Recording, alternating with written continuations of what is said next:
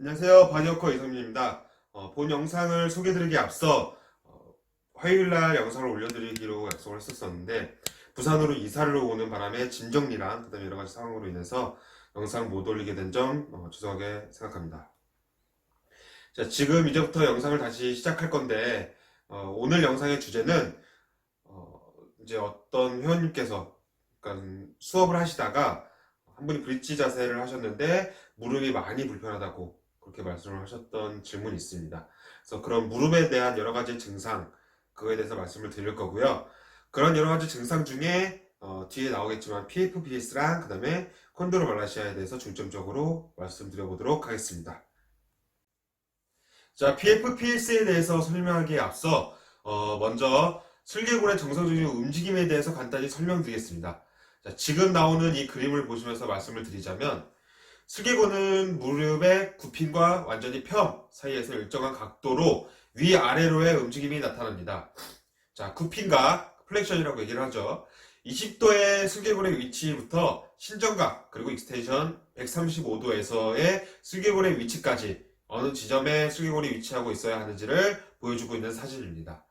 자, 이러한 굽힘과 신전 사이에 슬개골의 정상적인 움직임이 나오지 않을 경우에 무릎의 손상이나 기능적인 문제가 발생할 수도 있습니다.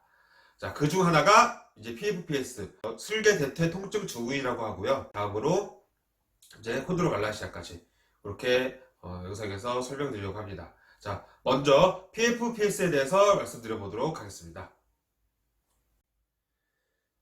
자, 지금부터 PFPS에 대해서 설명을 드릴 건데요. 자, 이 그림에 대해서 이제 같이 보시면서 설명을 드리겠습니다. 자, PFPS는 말 그대로 파텔라 피모랄 페인 신드롬이라고 얘기를 하고요. 자, 슬개 대퇴 통증 증후군이라고 얘기를 합니다. 자, 대표적인 원인으로 첫 번째는 슬개골의 정상 움직임에서 벗어난 형태, 그리고 두 번째는 장경인대 경직, 그리고 세 번째는 외측 지지대 경직, 그리고 네 번째는 포르네이션 풋, 평발의 위치라고 하죠. 그런 형태. 그리고 다섯 번째, 슬개건이 더 긴 형태의 슬개골의 이상 고의라고 얘기를 하고 있고요. 자, 마지막으로 여섯 번째는 내측근과 그다음에 내전근의 약화와 기능 이상을 원인으로 둘 수 있습니다. 자, 대개 이러한 증후군의 증상은 슬개골의 불안정성이 나타나고요. 그리고 염증, 부종, 그리고 무릎 중간에 약간 무딘 불편함이 발생하게 됩니다. 자, 무릎을 신전 약 한 25도 정도 시켜놓고 슬개골을 압박시키게 되면 대퇴에 힘을 그렇게 딱 주게 되면 통증 및 이제 연발음이 생길 수도 있습니다. 자, 이런 증상 여러 가지 증상이 이제 PFPS라고 얘기를 하고 있고요. 대개 무릎이 불편하신 분들 대부분이 이런 PFPS를 어느 정도 가지고 계신다고 생각하시면 되실 것 같습니다. 자, 다음으로 지속적인 PFPS의 증상이 발생하게 되면 그 다음 만성적인 증상으로 콘드로말라시아라는 연골 연화증이 약화될 가능성이 높습니다. 자, 지금 이 그림으로 보시게 되면 연골 연화증의 경우 슬개골의 그 안쪽 면 있죠, 면. 그쪽이 연화되는 현상을 나타내는데 크게 3단계로 분리할 수 있습니다. 자, 첫 번째 단계, 관절 연골 조직이 붓고 그 다음에 연화되는 단계고, 자, 두 번째 단계, 관절 연골 조직의 연화로 갈라짐이 발생하면서, 그리고 마지막으로 세 번째 단계는 관절 연골 조직의 파쇄로 인한 표면의 변형이 나타나게 됩니다. 한마디로 말씀을 드리면 연골연화증 같은 경우는 이제 그 뚜껑뼈, 슬개골의 뚜껑뼈의 안쪽 면적이 지속적인 자극, 뭐 대퇴골의 골두가 계속 바닥면을 자극시킨다든지, 그래서 이렇게 왔다 갔다 하면서 바닥면이 계속 자극을 받게 됩니다. 그러면서 이 바닥면의 연골 조직이 연화, 한마디로 스폰지 같이 혹은 부드러운 털 같이 말랑말랑해지는 부드러워지는 형태가 됩니다. 그렇게 되면서 이제 불편함이 발생하는 게 연골 연화증이라고 보시면 되실 것 같아요. 그래서 보통 연골 연화증이 있으신 분들은 그다음에 걷고, 그다음에 달리고, 오르내리고 쪼그리는 동안 무릎의 전방 불편함을 느끼시고, 그다음에 구부리거나 펼 때 약간 삐걱삐걱거리는 느낌이랑 부은 느낌, 이게 항상 존재하고 계시고요. 그다음에 슬개골 압박 테스트를 하시면 바로 불편함이 나타나십니다. 위에 이제 PFPS와 연골 연화증을 간단하게 테스트하고 이제 테이핑 할 수 있는 방법을 한번 제시해 드려 보도록 하겠습니다. 자, 파텔라 무브먼트 테스트는 뭐냐면 이 슬개골의 움직임을 테스트하는 겁니다. 그래서 양쪽 손가락을 이용해서 우선 이 위쪽의 슬개골의 움직임, 자 이쪽 방향으로 한번 이렇게 밀어보시고요. 자, 그 다음에 이쪽 손을 이용해서 바깥쪽 방향으로 이렇게 밀어봅니다.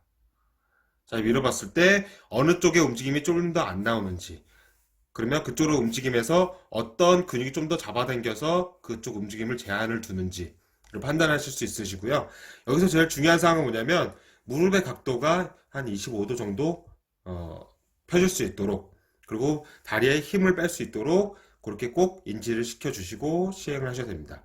그리고 자, 위아래의 움직임, 자, 위로 많이 올라가 있는지, 그거의 기준점은 여기가 이제 경골 조면인데 여기서 마지막 파텔라 아래쪽, 이 뚜껑뼈의 아래쪽을 길이를 재시고요. 그 다음에 뚜껑뼈의 길이를 재셔서 어느 쪽이 좀 더 긴지 그쪽도 판단을 하셔서 이 슬개골의 이상 고위를 판단하실 수 있습니다. 그래서 이런 아래쪽 움직임과 그 다음에 위쪽 움직임, 이런 움직임을 파악하셔서 어느 쪽이 좀 더 단단하고 경직이 되어 있는지 판단하시는 테스트라고 보시면 됩니다. 자, 이번에는 테이핑을 이용해서 무릎을 안정화시키는 방법이고요. 지금 이런 방법들은 여러 가지 테이핑 방법들이 있지만 제가 실제로 사용하는 방법을 알려드리겠습니다. 그래서 제일 중요한 부분은 뒤꿈치 쪽에 한 2cm 정도 되는 어떤 물체를 뒤꿈치에 받쳐 놓으시고요. 그리고 무릎 자체가 이렇게 편안하게 살짝 구부러지고 이쪽이 힘이 들어가지 않는 상태를 먼저 만들어 놓으셔야 됩니다. 자, 그리고 우선 안정화를 시킬 건데, 자, 이 뚜껑뼈 자체가 위로 많이 올라갔는지 혹은 여기와 거리가 먼지, 이런 걸 판단해 주셔서 짧은 테이프 2개를 먼저 준비합니다. 꼭 주의할 거 가운데부터 찢으셔야 됩니다. 이렇게 가운데부터 이렇게 찢으셔야 되고요. 찢으신 후에 자, 이 테이핑 할 때는 무조건 이 슬개골 3분의 1을 덮는다고 생각하시면 됩니다. 그래서 이 슬개골 위쪽을 그대로 3분의 1 정도를 덮고 아래 방향으로 가볍게 내려주시고요. 그대로 이렇게. 자, 이렇게 붙여주세요. 하나를 붙여주시고요. 그 다음에 아래쪽 지지대를 잡아보시고 이렇게 좌우로 한번 눌러보신 후에 조금 더 안 가는 쪽을 마찬가지로 이 테이핑을 이용해서 자, 안쪽이 좀 더 강하게 잡아당기고 있으니까 붙여주시고 그대로 살짝 슬개를 밀어줍니다. 자, 이렇게 잡아놓으시고 다시 한번 이렇게. 자, 우선 이걸로 기본적으로 슬개골의 안정화는 이루어지고 있는 상태가 됩니다. 자, 여기서 좀 더 서포팅을 해주고자 하신다면 전체적으로 이 슬개골이 어느 쪽으로 휘어져 있는지 그 점을 조금 파악해 보셔서 이쪽으로 좀 더 이렇게 휘어져 있다, 그렇다고 하시면은 자, 여기서 그대로 이렇게 붙이셔서 하방으로 이렇게 끌어내리시면 되고요. 자, 이거는 조금 더 안정적인 역할을 주기 위해서 무릎 쪽에 붙여주는 테이핑입니다. 자, 한 번 더 이렇게 아까보다 좀 더 길죠? 긴 테이프를 이용해서 똑같이 안쪽에서 바깥쪽으로 이렇게 테이핑을 진행해 주시고요. 자, 이렇게 하신 상태에서 제가 제일 많이 쓰는 부분은, 보통 이런 무릎에 이상이 있으신 분들은 이쪽 안쪽에 내측관근이나 내전근 쪽에서 어느 정도 기능의 약화라든지 그런 부분이 발생합니다. 그래서 그런 데를 조금 더 서포팅 해주고자 하실 때는 이렇게 좀 긴 테이프가 필요합니다.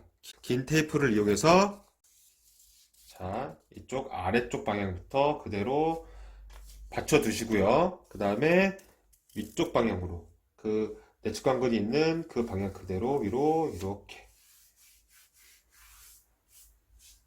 자, 이런 식으로 붙여주게 되시면 무릎의 안정화 테이핑이 끝나게 됩니다. 자, 그리고 확인해 보실 거, 한번 무릎을 이렇게 펴 보시면 자, 여기에 지금 주름이 지면서 이렇게 되어 있죠. 이런 형태로 테이핑이 나타나시면 굉장히 잘하신 거기 때문에 한번 이렇게 테이핑을 하셔서 도움을 받으셨으면 좋겠습니다. 자, 지금까지 무릎의 2가지 증상, PVPS랑 그 다음에 콘드로말라시아에 대한 여러 가지 증상에 대한 원인들과 그리고 그런 테스트 방법들, 그리고 테이핑 요법까지 이런 부분에 대해서 이번 영상을 소개해 드렸는데요. 앞서 말씀드렸던 것과 같이 모든 무릎의 증상을 대변할 수는 없습니다. 단 무릎이 불편했을 때 이런 증상도 있다. 그리고 이렇게 처치를 해주면 된다. 이런 부분에 대해서 어느 정도 제시를 해드리는 거기 때문에 꼭 이 부분 외에도 여러 가지 공부를 많이 하셔서 좀 더 좋은 관리가 되셨으면 좋겠습니다. 자, 지금까지 바디워커 이성민이었고요. 앞으로도 좋은 영상으로 다시 한번 찾아뵙겠습니다. 감사합니다.